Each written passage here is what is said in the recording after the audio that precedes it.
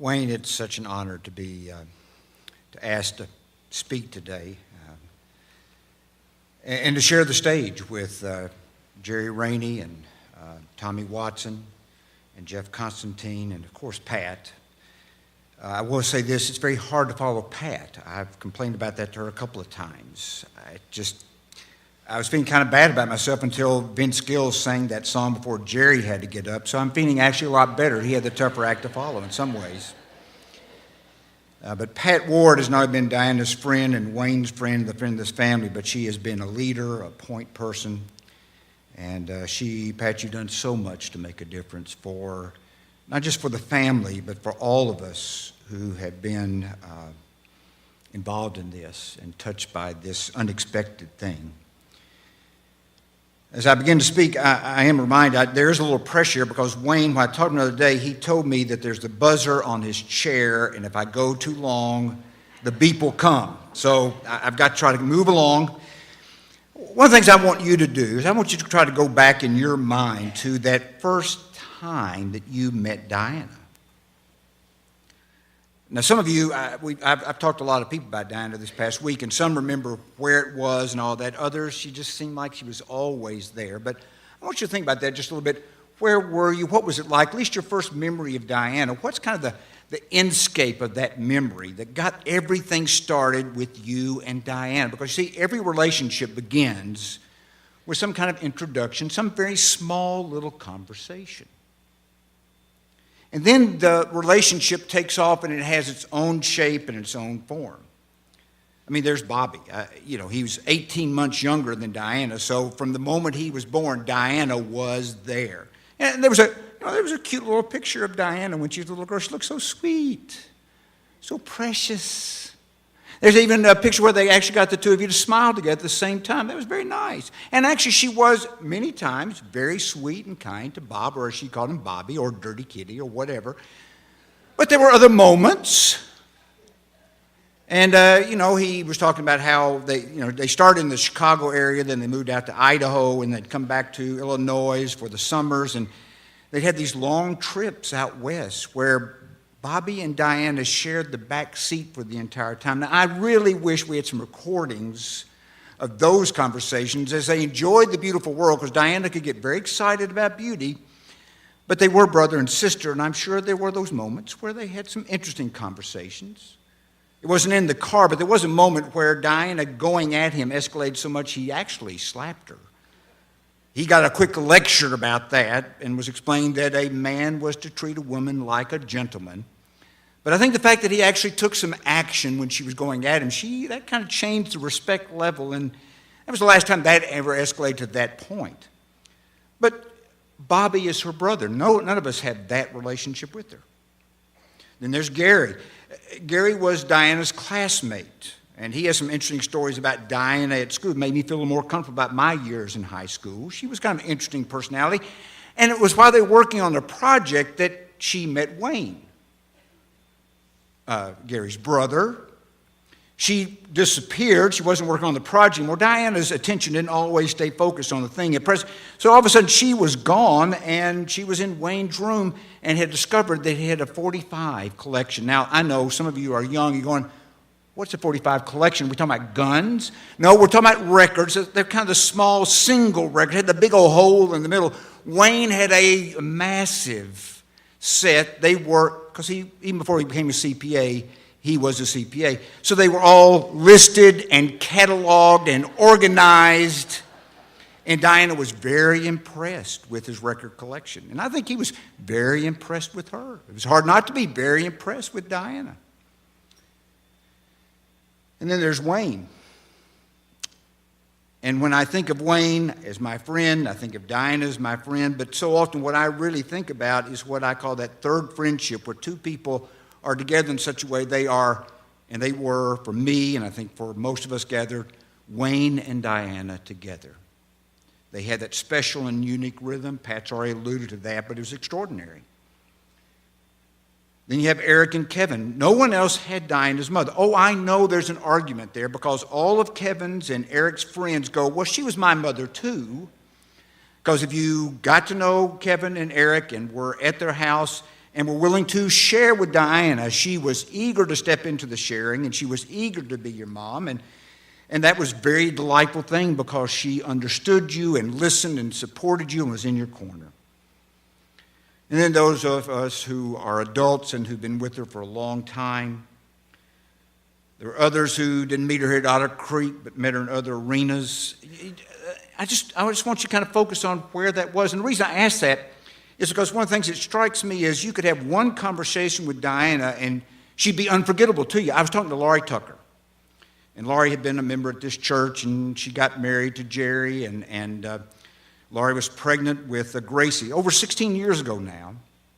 And Laurie's mother had come down from Ohio, and at the shower for Gracie while they were pregnant, at the shower, who sits next to Laurie, Mrs. Thompson, but Diana Reed. And so when Laurie shared with her mom what was going on and what had happened, her mom goes, "Wasn't she the lady I sat next to that day?" It was one conversation 16 years ago, but if you're like me, a conversation like Diana, I don't know anyone who has a conversation like Diana. I mean, they've got a beginning and they've got an end, but you never know where you're going to go in between. That's why if I ramble a little bit today, I feel good. It's the Diana Reed style of speaking. You got a beginning, you got an ending, but in between, you may be surprised. Now, I remember my first introduction with Diana. I was a minister here. I preached here from 1985 to 1990. It was in the summer. And one of the things, Josh, you're here somewhere, every other minister who's been at Otter Creek, there are two conversations you're going to have here if you preach. One is with Miss Eva Carruthers, and two is with Diana Reed. And they're not getting together with you to say, "Ooh, you're so good. Oh, I just love your sermons." Remember, Diana was born in the Chicago area. She never became a Southern belle. She would talk directly to you. She would express what she was thinking, what she was feeling. So she showed in my office. And things were pretty good when we got started because there were books. I'm a bookaholic. Now, the difference between the books on Diana's shelves and my shelves, she's read most of hers. Most of mine still look nice on the shelf. She was an avid reader, voracious. But she came in and she was looking books, and Pat's already alluded to it, but she started pulling books off my shelf and smelling them. I go, "What is that?" And then one of the proofs that convinced me of God's existence was for some reason I'd placed a Thomas Merton book on my desk that day. And she saw Thomas Merton. And I had actually read that book. And she picked it up and smelled it, and then we started to talk about Thomas Merton because her background was Catholic, and she did not expect a Church of Christ person to be reading a book by a Catholic author without trying to put notes in there about how to debate about how they were wrong. So we had this delightful conversation, and that was the birth of our friendship. Now, in between that and the final conversations that we had, there were many, many conversations, and those of you who had that me and Diana kind of relationship, it's your story. That's why Betsy's going to gather some of those. Every story's different. And every one of those me and Diana relationships, you can't compare them to anybody else. Your relationship with her, unique. It had its extraordinary inscape that made it something you look forward to. You could go months without seeing Diana, and you could run into her in the Kroger parking lot, and she would see your face, and all of a sudden she is so excited to see you. At least most of you. But you could tell if she liked to see you, she's going to be talking, to be that great conversation, as if it had never left off. And in those conversations with Diana, what you discovered was a woman who was full of paradox. And you never knew which, in the conversation, which Diana might show up, and sometimes both would show up. Especially if it went very long, you could move from the pleasant, delightful to the Diana not so happy with you. But those conversations are the things that gave meaning to our lives together with her. I think everybody who was around her felt like she was an authentic person. You knew where you stood. Like I said, no Southern belle. You knew exactly where you stood with her. You knew what she was thinking. You knew what she felt. And she expressed it dramatically. Now, Diana and I both have a lot of questions about God and about life and all that kind of stuff, but we ask them in different styles. Her style was, Diana's a literary figure. Bill Harlan talks about it. She's just a figure out of a great novel. She's just too big for the pages. And when she would talk about her questions and her struggle with God, it was always expressed in a dramatic way. You couldn't miss the point that this really is a problem. And if you tried to kind of answer it with some little solution you read about or a little line from a sermon somewhere, that was really going to be trouble because she felt the questions. I'm more reflective. I'm more philosophical. But she could draw at me some of the same feelings because some of those deep questions are tough. Diana was full of paradox. She reminds me of Psalm 22 and 23. If you go to your Bible and just read those two together, you kind of go, what? And yet, apparently the same person who writes the one we like so much, Psalm 23, it sounds so good. We said it often at the hospital. The Lord is my shepherd. You know that. She knew that. But what's the psalm just before that? It's not a nice psalm. It's my God, why have you forsaken me? And it's not asked with a nice tone of voice. It's asked with all the fury and fierceness that faith can bring forth because life in this universe is a dangerous thing and it's difficult. And there are questions and there are problems they're not just philosophical, intellectual things. They are existential problems. And Diana felt them and she struggled with them.